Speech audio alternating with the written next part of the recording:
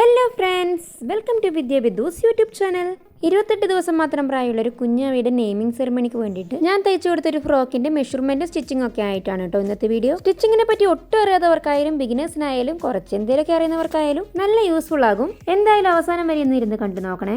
ഡ്രസ്സിന്റെ overall measurement പേപ്പറിൽ mark ചെയ്തിട്ടാണ് ഇപ്പോൾ കാണിക്കുന്നത്. അതായത് യോക്ക് പാർട്ടിന്റെയും സ്കേർട്ട് പാർട്ടിന്റെയും മെഷർമെന്റ് സെപ്പറേറ്റ് കാണിക്കുകയാണ് ചെയ്യുന്നത്. ആദ്യം തന്നെ ക്ലോത്തിൽ നേരിട്ട് കട്ട് ചെയ്യാൻ ധൈര്യമില്ലാതെ എന്നെ പോലുള്ളവർ ഇതേപോലെ ന്യൂസ് പേപ്പർ 4 മടക്കി മെഷർമെന്റ്സ് ഒക്കെ മാർക്ക് ചെയ്ത് കട്ട് ചെയ്തു. ആ മടക്ക് വരുന്ന ഭാഗത്താണ് നമുക്ക് മാർക്കിംഗ് സ്റ്റാർട്ട് ചെയ്യേണ്ടത്. ആദ്യം തന്നെ 2 ഇഞ്ചിൽ നെക്ക് മാർക്ക് ചെയ്യാം. അതിനുശേഷം 2 ഇഞ്ച് ഷോൾഡർ, പിന്നീട് neck length 2.5 inch. Neck mark ചെയ്തത് ഒരു ബോക്സ് ആയിട്ട് വരഞ്ഞു കൊടുത്തോളൂ. അതിനുശേഷം ആം ഹോൾ ഒരു 3 ഇഞ്ച് മാർക്ക് ചെയ്യുക. അവിടെയും ഒരു ലൈൻ വരഞ്ഞു കൊടുക്കുക.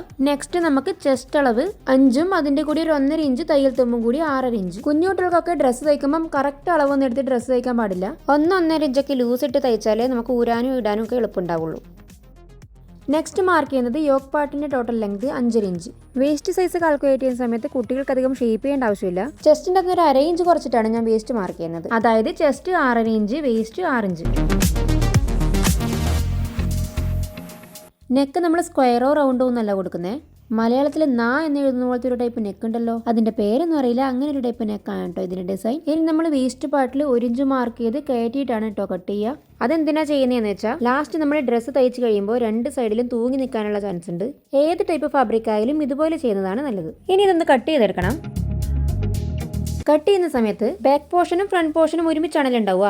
അപ്പോൾ നമുക്ക് ബാക്ക് നെക്ക് എങ്ങനെയാണോ വേണ്ടത് അതുപോലെയാണ് ആദ്യം കട്ട് ചെയ്തെടുക്കുക. വീഡിയോ കാണുന്ന പോലെ ഞാൻ ബാക്ക് നെക്ക് സ്ട്രെയിറ്റ് ആയിട്ടാണ് കട്ട് ചെയ്തത്. ഇനി അടിയിലെ പേപ്പറിന്റെ പീസ് മാറ്റി വെക്കുക. അതാണ് നമ്മുടെ ബാക്ക് സൈഡിലെ യോക്ക് പാർട്ട്. ഇനി ഫ്രണ്ട് നെക്ക് നമ്മൾ വരച്ച ഡിസൈൻ പോലെ കട്ട് ചെയ്തെടുക്കുക.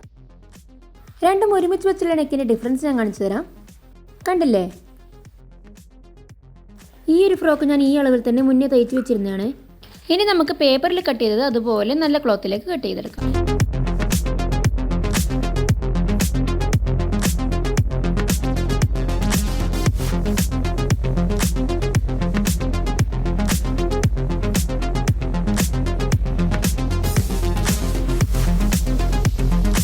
ഫ്രണ്ടിലെയും ബാക്കിലെയും യോക്ക് പാർട്ട് നല്ല ക്ലോത്തിലേക്ക് കട്ട് ചെയ്ത് മാറ്റിയിട്ടുണ്ട്. പെട്ടെന്ന് മാറിപ്പോണ്ടല്ലോ എന്ന് വിചാരിച്ച് ബിന്നും എഫും മാർക്ക് ചെയ്ത് കൊടുക്കുന്നുണ്ട്.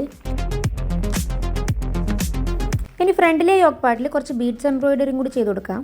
ശരിക്കും പറഞ്ഞാൽ ഇതൊക്കെ ആദ്യം തന്നെ ക്ലോത്ത് കട്ട് ചെയ്യുന്നതിന് മുമ്പേ മെഷർമെന്റ്സ് ഒക്കെ മാർക്ക് ചെയ്തതിന് ശേഷം എംബ്രോയിഡറി റിങ്ങിലിട്ട് ചെയ്യേണ്ട പരിപാടിയാണ്. ആ സമയത്ത് അത് ചെയ്യാൻ ഓർമ്മയില്ലാത്തതുകൊണ്ട് ഇപ്പോൾ കുറച്ച് കഷ്ടപ്പെട്ട് ചെയ്യാണ്.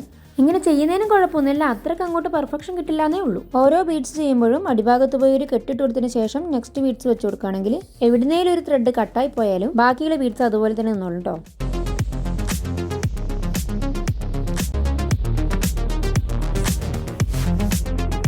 വേഗം പണി തീരാൻ വേണ്ടിയിട്ട് കുറച്ച് ഡിസ്റ്റൻസ് ഒക്കെ വിട്ടിട്ടാണ് ബീഡ്സ് വെച്ച് കൊടുത്തിരിക്കുന്നത്. പക്ഷെ അങ്ങനെ ചെയ്തുകൊണ്ട് ഇതാന്ന് തോന്നല്ലേ കൂടുതൽ ഭംഗി.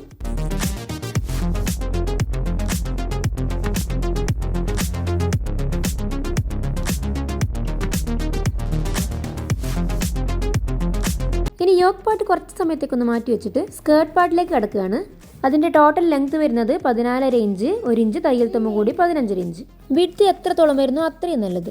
അത്രത്തോളം ഫ്ലെയർ ആയിട്ട് സ്കേർട്ട് കിട്ടുകയും ചെയ്യും. അരവണ്ണം 6 ഇഞ്ച് കിട്ടുന്ന തരത്തിൽ നമുക്ക് എത്ര ഞെറിവ് ഇട്ട് കൊടുക്കാനാവോ അത്ര ഇട്ട് കൊടുക്കാം.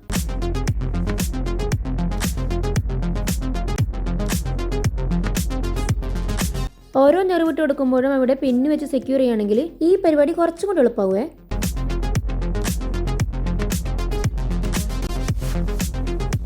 അരവണ്ണം 6 ഇഞ്ച് കിട്ടുന്നുണ്ടോ എന്ന് നോക്കിയിട്ട് മാത്രമേ ഞെറിവ് കൂടുതൽ ഇട്ട് കൊടുക്കണോ കുറക്കണോ എന്നൊക്കെ തീരുമാനിക്കാവൂ.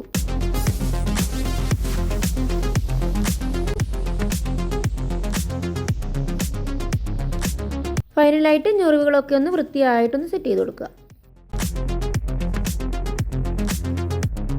അങ്ങനെ സ്കേർട്ടിന്റെ ഫ്രണ്ട് പാർട്ടും ബാക്ക് പാർട്ടും സെറ്റ് ആക്കി എടുത്തിട്ടുണ്ട്. സ്ലീവിന് പകരം നമ്മൾ വള്ളിയാണ് വെച്ച് കൊടുക്കുന്നത്. അതിന് വേണ്ടിയിട്ട് 1 ഇഞ്ച് വീതിയുള്ള തുണി സ്കേർട്ടിന്റെ മെറ്റീരിയലിൽ നിന്ന് കട്ട് ചെയ്തെടുത്തിട്ടുണ്ട്. ഇനി നമുക്ക് യോക്ക് പാർട്ടിൽ ലൈനിങ്ങും കൂടി കട്ട് ചെയ്ത് സ്റ്റിച്ച് ചെയ്യണം.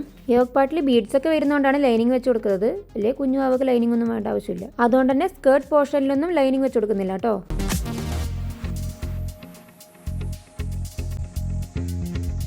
ഫ്രണ്ടിലെയും ബാക്കിലെയും ലൈനിങ് കട്ട് ചെയ്തെടുത്തു. ലൈനിങ് ആദ്യം നല്ല ഭാഗത്ത് വെച്ചിട്ടാണ് സ്റ്റിച്ച് ചെയ്ത് കൊടുക്കുന്നത്. ഇത് സ്റ്റിച്ച് ചെയ്യുന്ന സമയത്ത് വള്ളിയും കൂടി ജോയിൻ ചെയ്യാൻ മറക്കണ്ട. വള്ളി തയ്ക്കാൻ എല്ലാവർക്കും എന്തായാലും അറിയുന്നുണ്ടാവും അല്ലേ. വീഡിയോ അധികം ലെങ്ത് ആവേണ്ടെന്ന് ഒരു ചതിയിൽ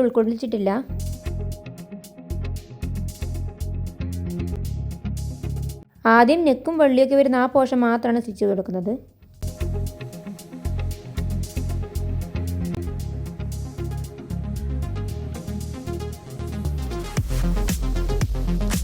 മിഡിൽ പോയിന്റിൽ നിന്ന് 2 ഇഞ്ച് മാറിയിട്ടാണ് വള്ളി വെച്ച് കൊടുക്കുന്നത്.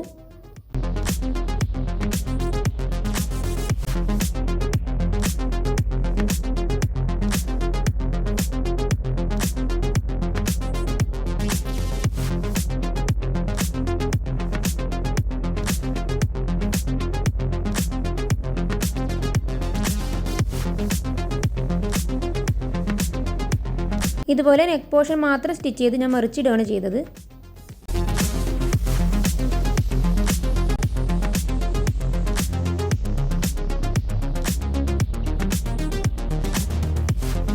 സ്റ്റിച്ച് ചെയ്ത് മറിച്ചിട്ട ഭാഗം ഒന്ന് അയൺ ബോക്സ് കൊണ്ടോ അല്ലെങ്കിൽ കൈ കൊണ്ടോ ഒന്ന് പ്രസ് ചെയ്ത് വെക്കുക. അവിടെ നമ്മൾ ഇനി സ്റ്റിച്ച് ചെയ്യുന്നില്ല. ഇനി നേരെ അടിഭാഗത്തേക്ക് ലൈനിങ്ങും ക്ലോത്തും കൂടി ഒന്ന് സ്റ്റിച്ച് ചെയ്ത് കൊടുക്കുന്നുണ്ട്. അതുപോലെ ബാക്ക് പാർട്ടിലും സെയിം പ്രൊസീജിയർ ചെയ്യുക. ലൈനിങ്ങും വള്ളിയും നല്ല ഭാഗത്ത് വെച്ച് തയ്ച്ച് മറിച്ചിടുക. അതിനുശേഷം അടിഭാഗത്ത് മാത്രം ഇതുപോലെ സ്റ്റിച്ച് ചെയ്ത് കൊടുക്കുക.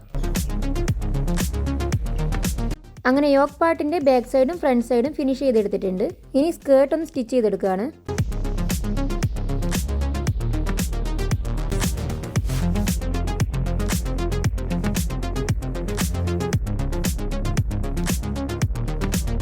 സ്റ്റിച്ച് ചെയ്തതിന് ശേഷം അതിൻ്റെ മിഡിൽ പോയിന്റ് കണ്ടുപിടിക്കാനായിട്ട് ഒന്ന് മടക്കി കൊടുത്തിട്ട് സെൻറ്ററിൽ കത്രിക വെച്ചിട്ട് ഒരു കട്ടിട്ട് കൊടുക്കുക. ഇതുപോലെ തന്നെ നമ്മൾ യോക്ക് പാർട്ടിൻ്റെയും മിഡിൽ പോയിന്റ് കണ്ടുപിടിച്ചൊന്ന് കട്ട് ചെയ്ത് കൊടുക്കുക. അതിനുശേഷം രണ്ടിൻ്റെയും നല്ല ഭാഗം ചേർത്ത് വെച്ച് മിഡിൽ പോയിന്റ് തൊട്ട് ഒരു സൈഡിലേക്ക് സ്റ്റിച്ച് ചെയ്ത് കൊടുക്കുക. അത് കഴിഞ്ഞ് മിഡിൽ പോയിന്റിൽ നിന്ന് മറ്റേ സൈഡിലേക്ക് സ്റ്റിച്ച് ചെയ്ത് കൊടുക്കുക.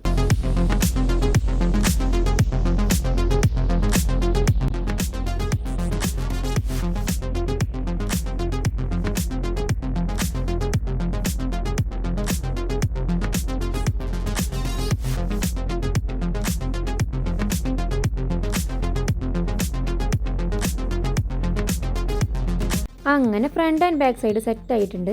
സ്കേർട്ട് പോർഷനിൽ ഞെറുവൊക്കെ ഒന്ന് പിടിച്ച് കറക്റ്റ് അയൺ ചെയ്ത് കൊടുക്കുകയാണെങ്കിൽ കടയിൽ നിന്ന് മേടിക്കുന്ന അതേ പെർഫെക്ഷനൊക്കെ തോന്നും കണ്ടാൽ. ഇനി ഫ്രണ്ട് പാർട്ടും ബാക്ക് പാർട്ടും നല്ല സൈഡ് ഒരുമിച്ച് വെച്ച് 2 സൈഡും തയ്ച്ചു കൊടുക്കുകയാണേ.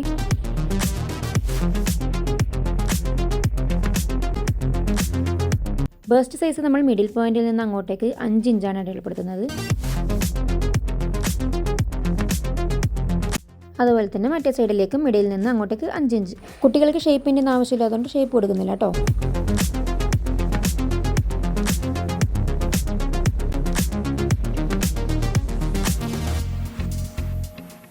അപ്പോൾ ഇതാണ് നമ്മുടെ ഫ്രോക്കിൻ്റെ ഫൈനൽ ലുക്ക്. ഇതിൻ്റെ കൂടെ ഞാനൊരു ഹെയർ ബോവും കൂടി ചെയ്തിട്ടുണ്ട്. പിന്നെ നമ്മുടെ ഡ്രസ്സിൻ്റെ കൈക്ക് വള്ളി വെച്ചതിൻ്റെ അടിയിൽ ചെണ്ട് വെച്ചതൊക്കെ ഞാൻ വീഡിയോ മുന്നേ ഇട്ടിട്ടുണ്ടായിരുന്നു കേട്ടോ. എല്ലാം സ്റ്റിച്ച് ചെയ്ത് കഴിഞ്ഞതിന് ശേഷം സ്കേർട്ട് പോർഷനിൽ ഗോൾഡൻ കളർ കുറച്ച് കുറഞ്ഞു പോയി എന്ന് അഭിപ്രായം കേട്ടുകൊണ്ട് ഒരു ലൈസും കൂടി വെച്ചു കൊടുത്തു.